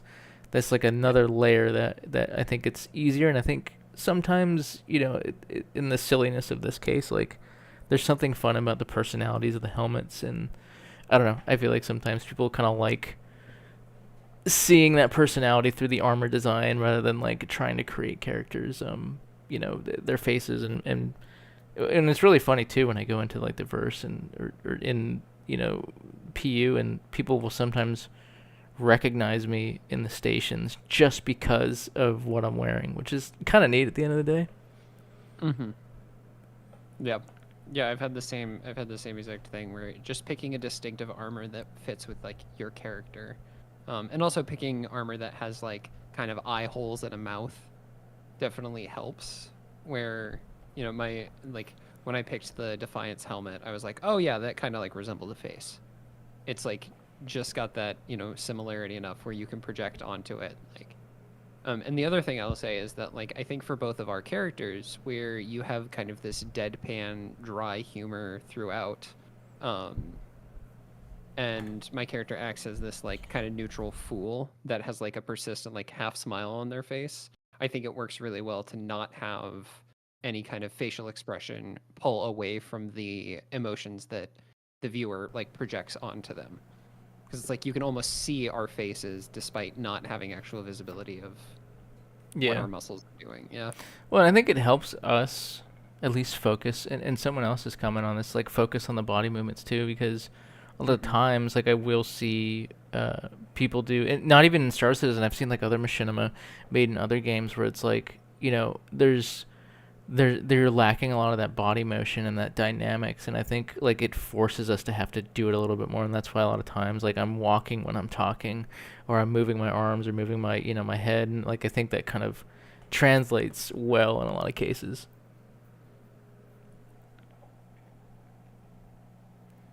I guess I'm used to it now. In a convenient turn of events, it seems like I've stumbled across the artifact Kalani and their new friend were looking for.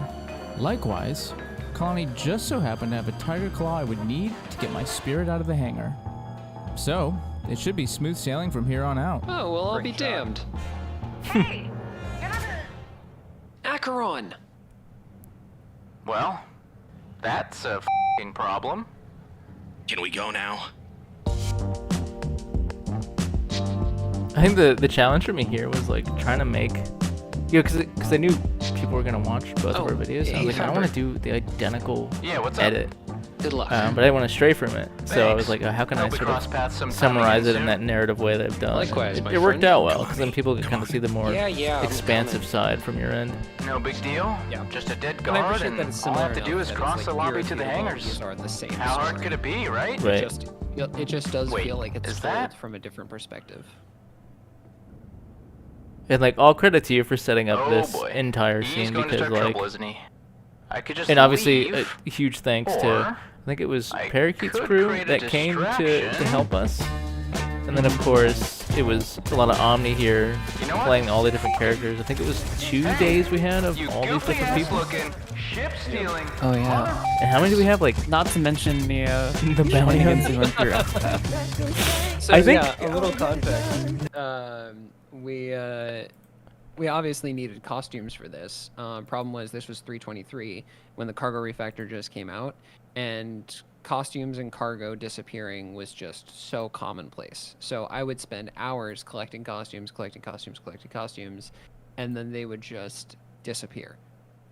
Whether it was just like out of a box, or I would put it away in the hangar, and then I would come back the next day and it was just gone. So day of the shoot, I was like, okay, I just have to like get a costume. And I don't know what it was. Like, I was very familiar that like I get a crime stat for doing this. Like, this is going to give me a crime stat, because I had spent hours and hours and hours in doing it. But for some reason on this shoot day, it just completely skipped my mind that I would get a crime stat. And so we're just filming, and suddenly we start seeing ships outside the windows. And we're like, oh, we have company. And then not long after, someone just comes through the doors and starts shooting. Okay, I think So, it was. I think what teed us off was, I think it was either me or somebody else heard one of our ship. It was, of course, we brought the right. Cuddy Red, so it's like, oh yeah, if anybody accidentally dies when we're shooting, and I heard it pop was Rocket. outside. Oh yeah, maybe it was Rocket. I heard it pop outside, and I was like, uh oh. Yeah, I don't think. Oh, I don't even think I have footage. One of you has better footage of this, but I this have is one. all of us just running around. And the funny thing is like, imagine being these bounty hunters, or at least the first one that came in, having no clue what they're walking into, because as soon as we heard the ships blow up, we're like, oh yeah, they're here for Kalani. And one of you has the shot, but that first person that walked in, and they looked around, and from their perspective, there's just a bunch of AI standing around, because we were all dressed in the Artemex, like we were dressed as guards. And I think they got deleted within like 5 seconds as soon as they walked through the door. Like, it was so funny. There were And I like just- three attempts too of people walking in and trying to kill Kalani. Well, because what I had done was I went to the far side of the lobby, and you guys had posted up on the stairs that's all around that like glass doorway. And so anytime they would walk through, they would just get immediately lit up. It was so good. And it would make for a fun event. Like, we've talked about this, but like doing like a King of the Hill event here. I mean, defense here certainly has the advantage. There's like 2 choke points. You could try to sneak through some of the like vents, but it would be a super fun event to be like, oh yeah, take control of the lobby, because that was honestly a lot of fun. And I almost wish they were a little bit more coordinated, because I think it was just a bunch of different bounty hunters like who all came to the same spot. But man, if they were coordinated, and it became like a whole fight, we were ready to be like, yeah, we're not If they shooting were tonight. coordinated, they still would have lost. True. Smoked by Yeah, the I film think- crew.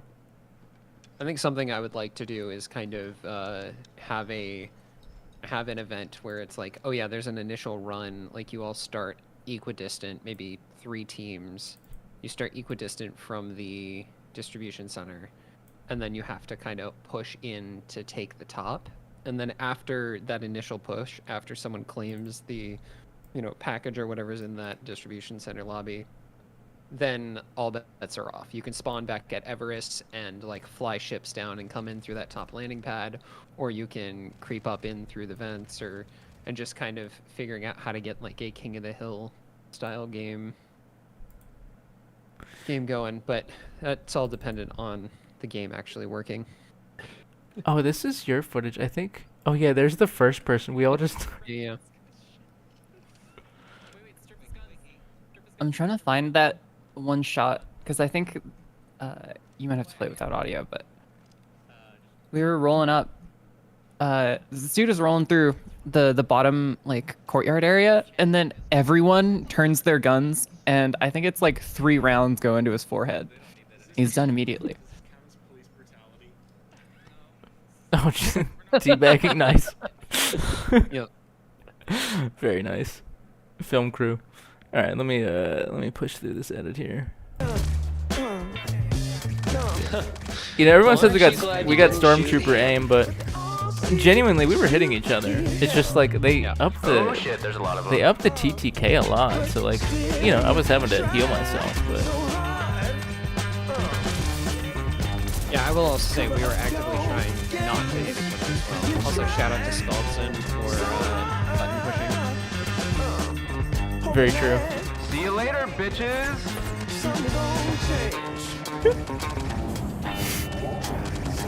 That was such a fun like idea in the moment. Just have them sitting on those boxes. Yeah, that was funny because I think 2 of you just, or was you and your old character? You just sat there. Yeah, I was like, just sitting. I was like, you know what? That'd be a cool angle.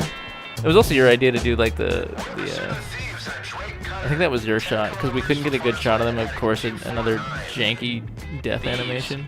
That must be Kalani. Another implied aggression. So this one, yeah, we can play it through and we can talk about the saw. Well, targeting Yeah, let system me is find time to show all them the what a test Crusader ship footage is made too. of.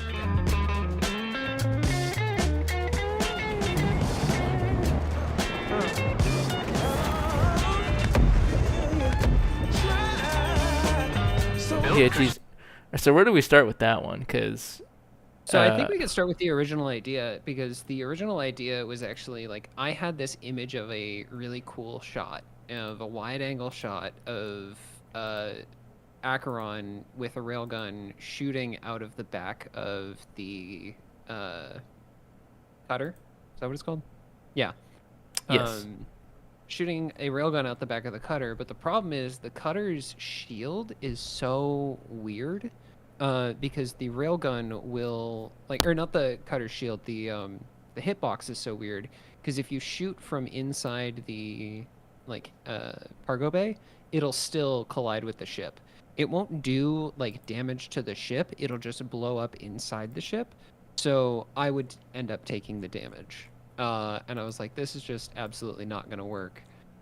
So we had to completely revisit how this scene was going to work, and I was like, well, you know, you're flying away, I'm flying away as well. What if we had you like pop up behind and shoot the MPUVs and just take them out, and we could make it like a corny, like it's good to have friends kind of conclusion.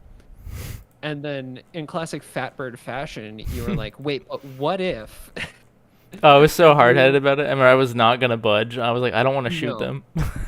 You were like, what if I just like flip them? And so we wanted to have it so that you just like rose up underneath them and kind of like Do you flipped have that them footage still? over. Yeah, I'm Maybe, like- gonna switch scenes once I find it, cause there was so much footage here.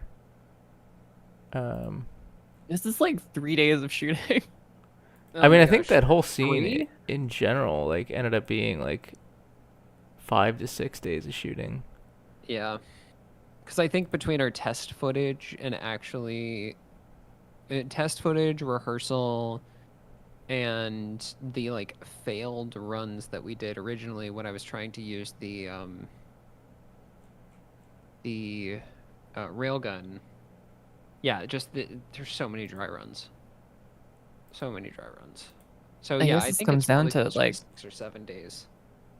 How Star Citizen Machinima ends up being created is you just have to be extremely resilient, deal with all the bugs the game has to offer, and on top of that, be ready to change your plans entirely if something doesn't work. Like, Yeah. for instance, I don't think we were going to include it in the Starlancer video, but there was, at some point we ran out of fuel. And we're like, oh, we'll just bring the Starfarer over and refuel it. And it was broken. And we're like, well, now what? Oh yeah, yeah. There's the test footage. So this was the original shot I conceived of, which I think still looks really sick. And if it worked out, it would have worked out well. but you can see that we are in a C8R in this test footage.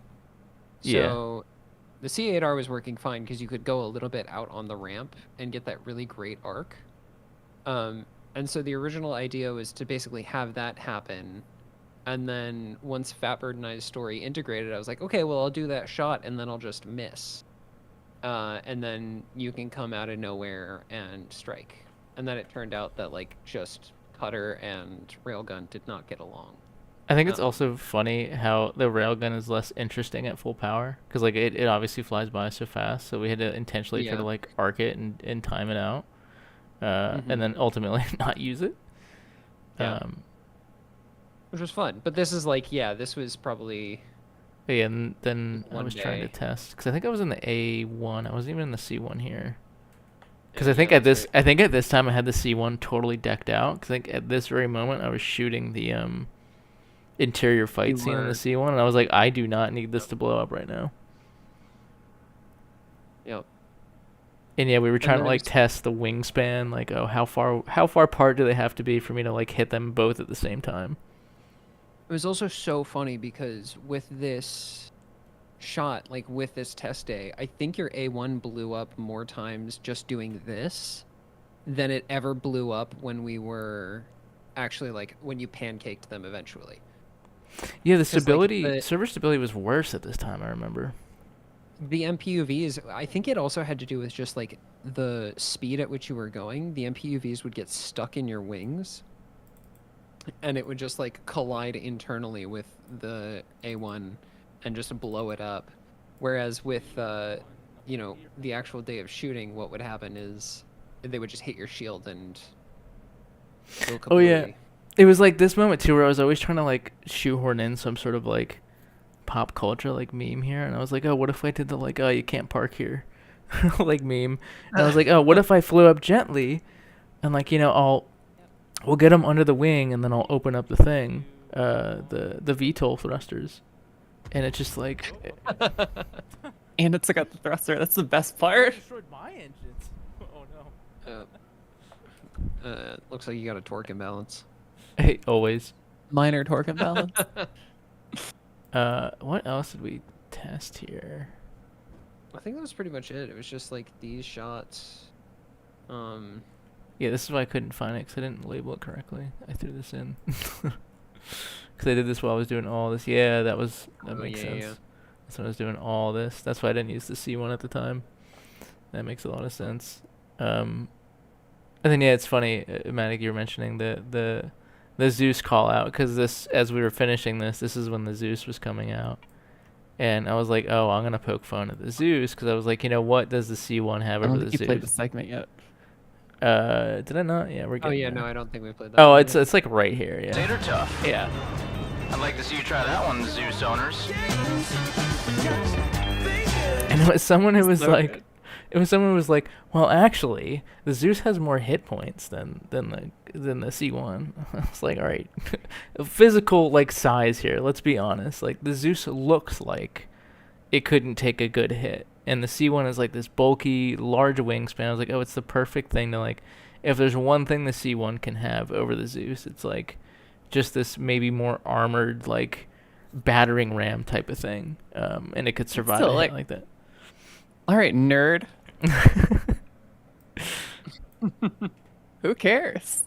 Yeah, and it's one of those things too. It's like, well, it's kind of part of my character, right? Like I'm gonna glaze the C1 because like it's sort of like my baby in my character's eyes. You know, I'm going through all this trouble to get it back when I could have said, you know what, fuck this thing, I'll just get a new one. We're just Crusader simps. Yeah, for real. I'm the one with MSR brain on is real. Fatbird, you crazy son of a bitch. Really good. We gotta stop meeting like this. Take it easy out there. See you later. Yeah, it's funny now looking like there's a lot of people who I remember when the Zeus came out or was, you know, kind of in preview. If you even mention the C1 in chat, people like Zeus is better. Wasn't it? You know, if you ever try to like make a suggestion, it's so funny because now looking back. I actually think people have leaned back towards the C1, at least with like cargo armor. When someone steals your ship, so you steal it right two back. Different price categories. Don't ever let a bunch of mercenaries ever break your spirit. Yo, that is such a good title for a video. Are you done up there yet? Well, what the hell did you hit? A rock or something? Something like that. Until next time, citizens, Fat Bird out.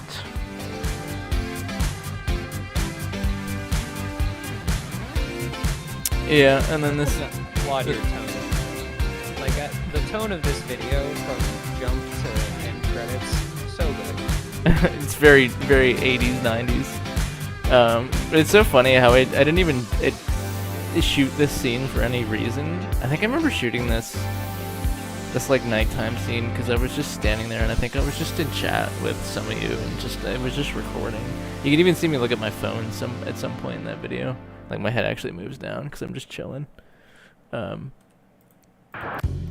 But yeah, it is cool how it all came together, and you know, it's funny. I had this whole script written, and I think I ended up canning. It felt like I canned like 3/4 of the script. Like it still followed the general, you know, flow of ship gets taken, new armor, you know, Darkbird thing. I've chosen violence, and you know, ends up weaving into your story. But so much dialogue I ended up rewriting because, you know, I ended up hearing it and I ended up sending it to so many different people to sort of like, you know, test the waters to see how it works out. And then, you know, so much got reiterated by the end of it. That's probably my favorite thing about working online, and especially in Star Citizen.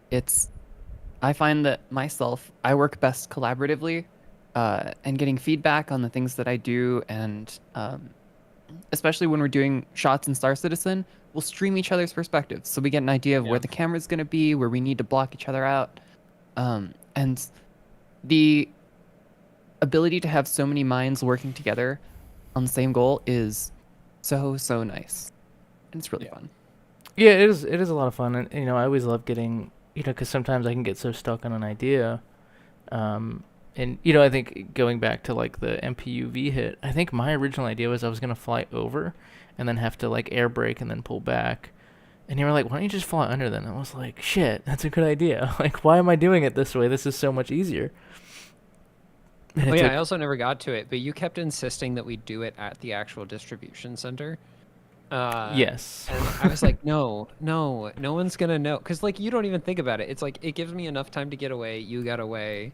But yeah, filming it at the actual distribution center, A, the frames were a nightmare, and B, one of the distribution center hangars didn't work, so we couldn't actually spawn any vehicles at the distribution center. But fortunately, and another reason why we actually went with the MPUVs is because the MPUVs could be spawned at outposts, at mining outposts.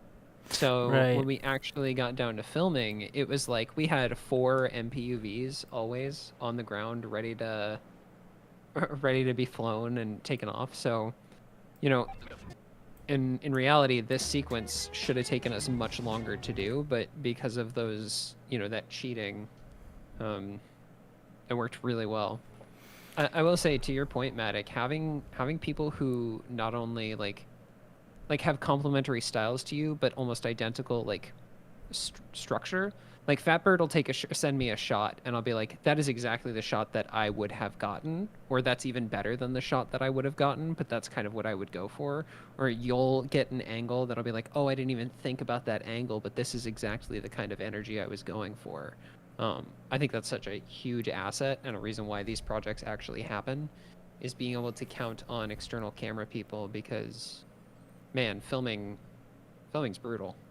Well, yeah, it starts to become like a synergy because, you know, it does mimic real life, and I think that's what's so fascinating about shooting in Star Citizen is it really does remind me of shooting in real life. Like, you know, a lot of times when I've done certain shoots, like I want to get the same crew because you work with a certain crew for long enough, you all start to kind of understand each other. You know what they like, you know what they're capable of.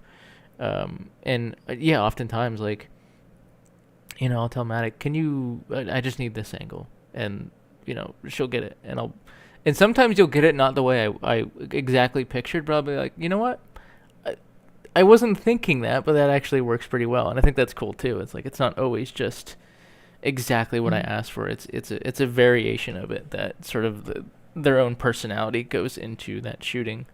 And yeah, that's the cool part. So, and I think other machinima makers can attest to that when you get like this very complex setup that like you almost want to work with the same people over and over, because then it just becomes such a synergy between all the different talents and how everyone works.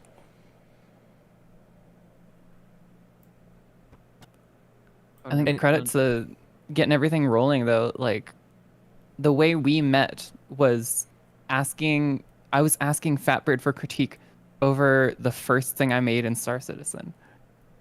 And then he's like, "Oh, well, I know Adobe Premiere and you need help?" And I'm like, "Yes, I do." Yeah, I do remember. It was a Reddit post. That was 6 years ago. And it's so funny because like I think it was literally a week prior that I discovered the cinematic camera in Star Citizen.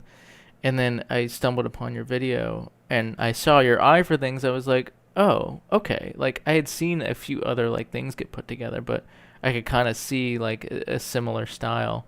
And I was like, you know what? Let me send them a message. And then I ended up in Omni, and then I think, did a project, and I didn't talk at all, and I just shot B-roll, and I gave you a whole reel of it, and you were like, oh. And that was it. And then here we are. Yep.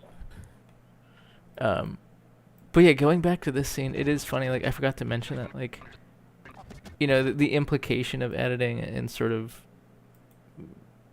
the things the audience doesn't really have to notice is, you know, when you do it fluid enough, like, yeah, people probably didn't. You could sit here and pause it and be like, oh yeah, this isn't at the distribution center, but you know, it's implied enough. It doesn't matter, and I think that's sort of the beauty of editing. It does mimic doing things in real life. Like a lot of things are sort of forced or changed, and you know that's the movie magic is doing this at one of the mining bases was because I think we ran this scene like 8 times. I think we did it. That's a low number. 8 times in one day at least. Yeah, we did 2 different days. I think actually we did 3 different days. 'Cause we did this sequence, and then also the no, it was 2 days for this, because the first day I'm thinking of, we were at the actual distribution center. But yeah, no, doing this at the mining outpost saved us so much, an unbelievable amount of time. And that is like another fun problem solving thing of Star Citizen is like, okay, well, how do you work with the systems that you have? And quite frankly, the ones that do work. God, I still can't believe how well this, went. Like, obviously, yeah, there were some scenes that didn't, but we were able to cut together something. But yeah, that was the magic of shooting it a bunch of times, is how often it didn't work, but, a little bit of finagling in the edit room, and, it wasn't always perfect. I think there was one time where it was Couch actually made sure to fly into me because I had missed, and it wasn't that noticeable. And then, these cutaway shots, like, this interior shot, I wasn't anywhere near this. I went and shot this the next day. And I was like, well, let me just redo the movement. I'll spin in the air. I'll go someplace that has the same lighting. Put it all together. Same thing here. Like, none of these shots were actually done in the same session, But that's the beauty of getting all those. The only one that we actually needed some continuity for is the sidling up alongside me, is because in the background you'll see a little bit of a mountain structure. Yeah. And that was the thing where it was like, okay, it's kind of obvious shot to shot. Also, you did a really good job of flattening the lighting, because these were all at very different times of day. Yeah. And so making it all look like it was shot at the same time of day is not easy work. I think doing the 10-bit spiel now. Well, first of all, can I talk about my obsession with, like, even though you only see it for half a second, how much I wanted to make sure that after I hit the MPUVs, we came back and used the salvage tool to, like, burn the top of the... Oh, yeah. Yeah. Because, like, you only see it for a second, but I was like, oh, it matters so much, because in the next scene, you're going to see Turnkey trying to repair it. Yep. And it's like, it's so much fun to do those little details, because if there's people who pay close enough attention, like, I think they really do appreciate that stuff, that it's like, yeah, we really tried to simulate it, because, again, if you hit a ship like that, it doesn't actually leave a mark. It'd be cool if it did, and I guess, if we have Maelstrom one day, that will happen. So we kind of have to fake it. And that was another situation where I was like so protective of it once I had it. I was like, oh, I need to go like make sure I go and store this thing, because like trying to do this again is such a pain in the ass. Yeah. We didn't ever actually like officially state it, but if people in chat do have questions, Oh you're yeah. happy to answer them. Yeah, certainly, but especially if you want to know about like the editing thing, because I know this timeline is very Daunting. Elaborate. very very crunchy. There's a lot to it, and to be fair, I did myself a disservice by not doing like nested sequences. Like I didn't compound all my scenes, so I've got like 24 tracks of audio, and I could have just like compounded it and did like submixes, which I did eventually do submixes, and you can kind of see that here. But there's it's not all necessary, but I do enjoy sort of the complexity of it, and balancing the audio. But it's certainly not a necessity to put something good together. Yeah, my workflow looks incredibly different. Like my time limits are so much more simple, and a lot of that has to do with the fact that I just work from a very amateur experience of learning and going with what works and not necessarily best practices. But there is definitely a margin on it. Like the audio engineering that goes into Fatbird's videos, I really encourage you to not only watch, but listen to Fatbird's videos, because there's a lot of decisions that I know that you make in your editing that kind of make a difference, that if you're not paying attention, it's... Oh my gosh. I remember when you were like, hey, do you want the StarFab files? Or what is it? Starhanger files? Yeah, StarFab. Yeah. And well, just like going through all the ship engine sounds to try and find the MSR. And I was like, this is like 5 hours of work for one audio file that already exists in the game but doesn't have clean audio, and it just sounds so much better when you punch it in. Oh yeah, because you have them here, yeah. Yeah, it's funny. Let me just mute. Is it gonna make my life easy here? Hang on. Can I just mute the submixes? Oh, yeah, I can. Let me turn off the dialogue and the music, because it is really interesting. Because I remember I originally put this scene together, and I was trying to use the in-game audio, and it didn't have as much punch to it. But having these pass-through sounds that you can find in StarFab like adds so much to it. As compared to the in-game sound where it's just no sound. So like, I was trying to make it a lot more epic, and I was like, oh yeah, having that sort of those trailing engine sounds adds so much to it. But again, that's another like age-old philosophy of putting videos together, is like an audience is so much more forgiving of video than they are sound, and especially when you spend that extra time to really like layer in all that sound, it makes it much more immersive and sometimes it's subconscious too. Oh yeah, when sound is off, you definitely notice it. When sound is like on, it gets forgotten about. It's like, oh, I didn't even notice. I was just so immersed in the experience.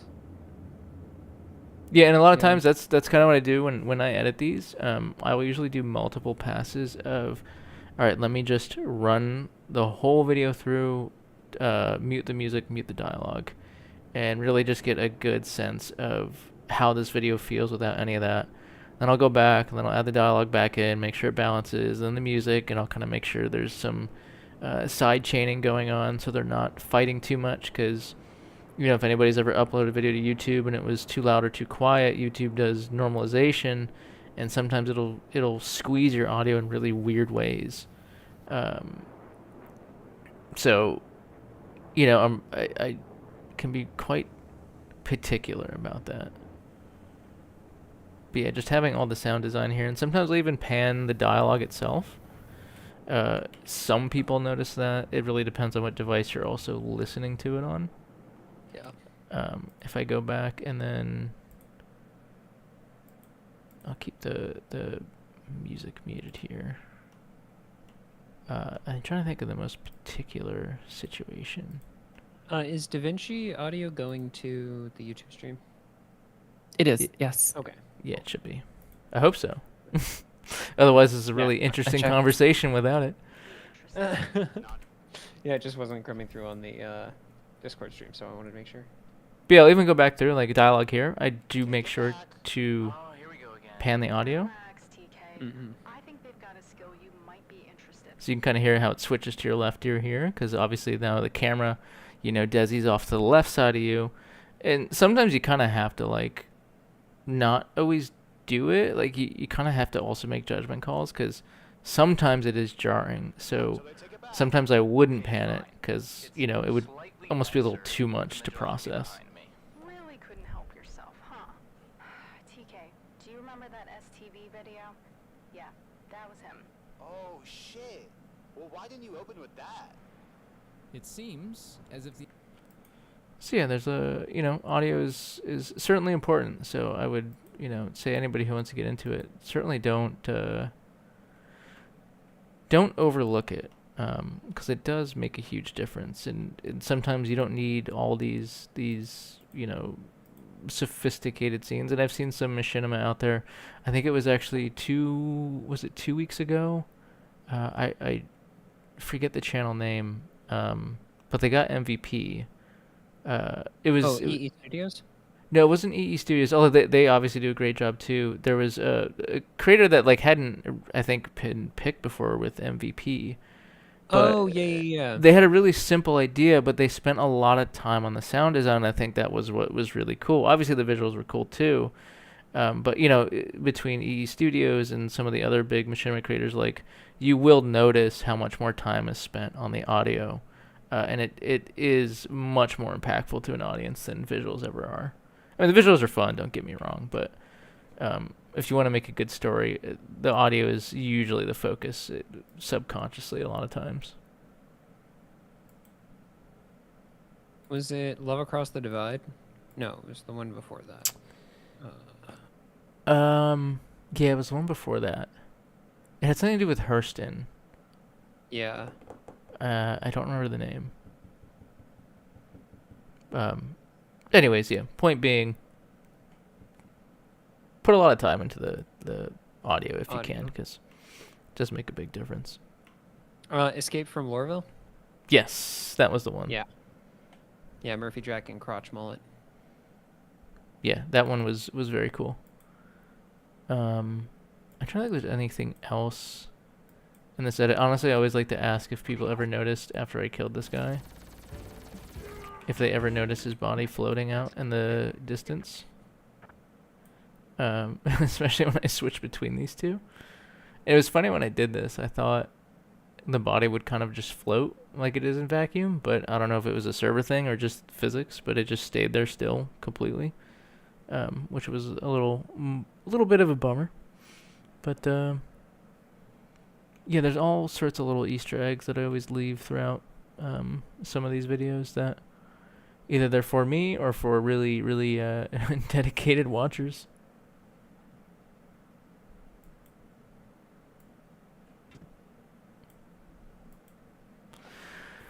So yeah, anything else we should go over here? I think we covered all of it. This was really fun. We got most everything.